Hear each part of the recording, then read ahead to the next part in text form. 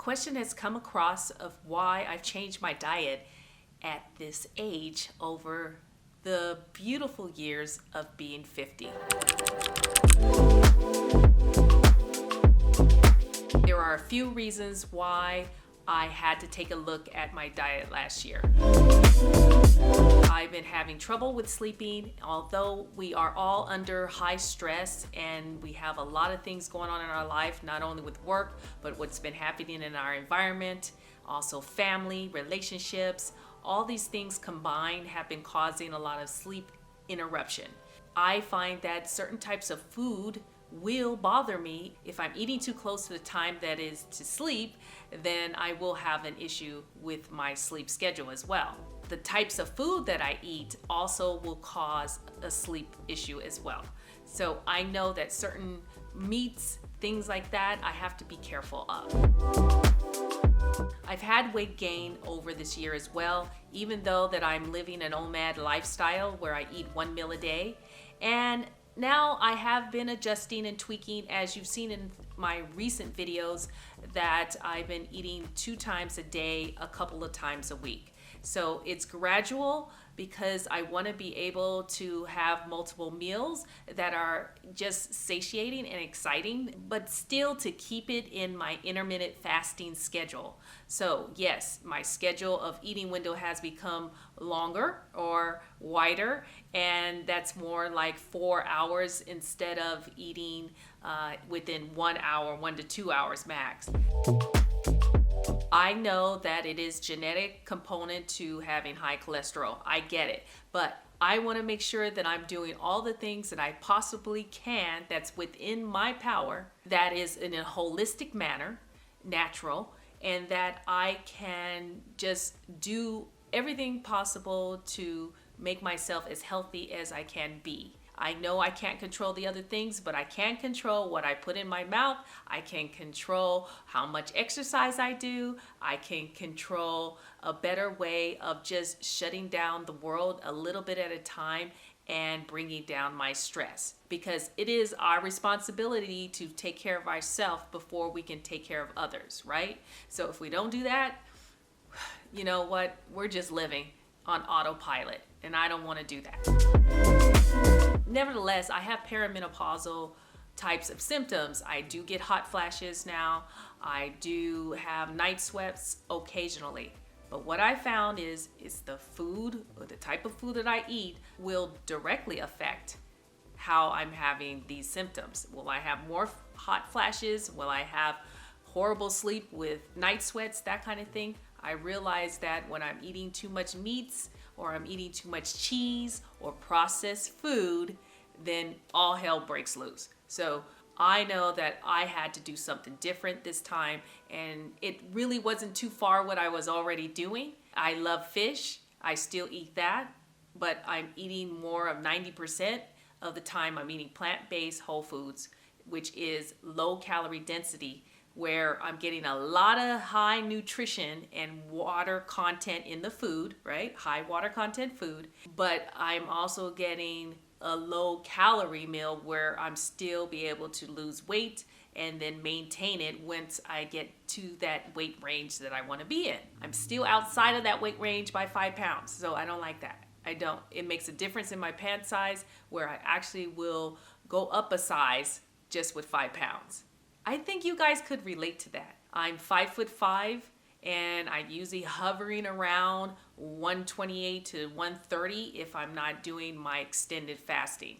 When I'm doing extended fasting of say 24, 48 hour types of fast regularly weekly, then I'm usually down around my 124 to 125 range. So I just don't want to always be doing that where I feel like I have to force myself to fast all the time just to stay at my ideal weight.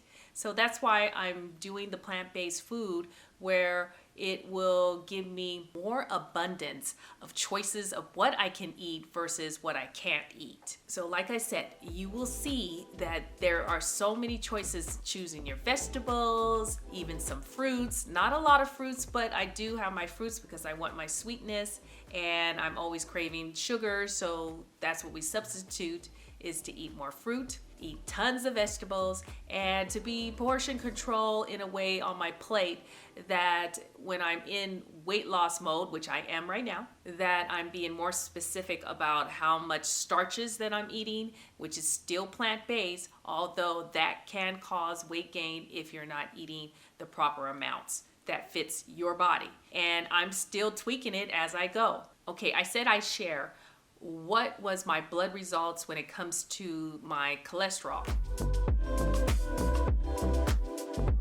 Before, my cholesterol, I believe, was over 290 total, and it has dropped 25 points. And so I'm very excited about that. I know I have a ways to go. That was only 60 days in of eating this way with the plant-based. There must be something right? And I'm still enjoying, like I said, fish or the occasional meat, maybe once or twice in the month that I've tried it with, I ate a couple bites of it. But I really am not doing a lot of it because I just want to give this a chance, and I want to give a good 3 to 4 months where I'm not doing any types of meats with the exception of the fish, and just see where I am at that point. We know there's insulin resistance with the hormones imbalances, the menopause, which all that is the same thing where your hormones are out of balance. Insulin resistance, which is a hormone that if you are high in resistance, then you're going to store more fat. If you're low in the insulin, then you're going to burn more fat. And that's where I want to get to. So that's what I noticed, that where the stagnation of weight is probably mostly pertaining to the hormones. The doctor also told me that my vitamin D is still too low and that I needed to bump up my intake of the supplement that I am doing. So I'm pumping up my vitamin D so that I can get that back in motion as well. It's very important to have that in your omega-3s. I take that as well. So these are the things that you will need most likely, even if you were eating the plant-based whole food as well. But I needed that regardless when I was eating meat every day. I don't want to be pushed medication every time I walk in the door just because my cholesterol is high and it has shot up over the past year. I don't want that type of doctor that thinks that way. You can do these things naturally, and I feel that if we just attack it in a holistic manner, I think, and be patient, because you do have to be patient, that this will change the outlook, your perspective, before you go and grab even over-the-counter drugs. If you do a little research, which I'm trying to do on a regular basis, and I'm actually in school for nutrition courses, that you can find what God has made on this earth that will heal you in so many ways that you could not imagine, but it takes patience.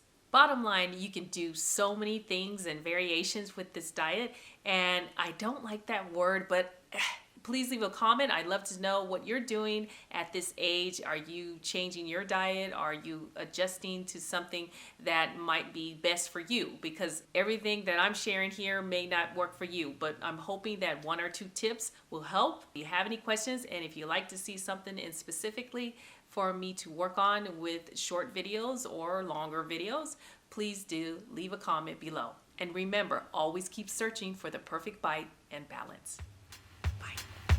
Driving around in California,